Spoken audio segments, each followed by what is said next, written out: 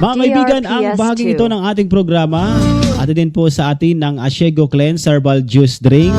Panatilihin po natin na maganda at normal ang atin pong pagbabawas sa araw-araw. Uminom po tayo ng ating bagong juice drink. Dati pag sinabi mong juice drink, talagang pampalakas, di ba? Uminom ka ng juice drink, pampalakas. Ngayon naman ay pampalinis ng atin pong mga bituka.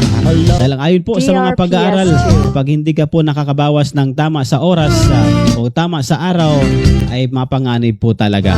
Maraming pwedeng mangyari sa iyo at magiging lason po yan sa ating katawan.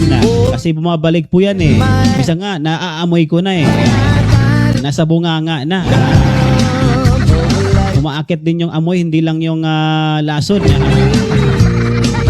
Kaya sa mga gusto pong makabawas araw-araw, uminom po kayo niyan. Iwas po tayo sa bloating at kabag. Napapalakas nito ang ating resistensya, napapalusog ang ating balat, at higit sa lahat makakaiwas po tayo sa mga karamdaman. At para po masiguro pa ang regular na pagbabawas, ugaliin nyo pong uminom ng 8 hanggang 10 basong tubig. O kung hindi nyo kaya po, yung sapat na dami ng tubig lamang sa loob ng isang araw. Ayun, malaking tulong po yan.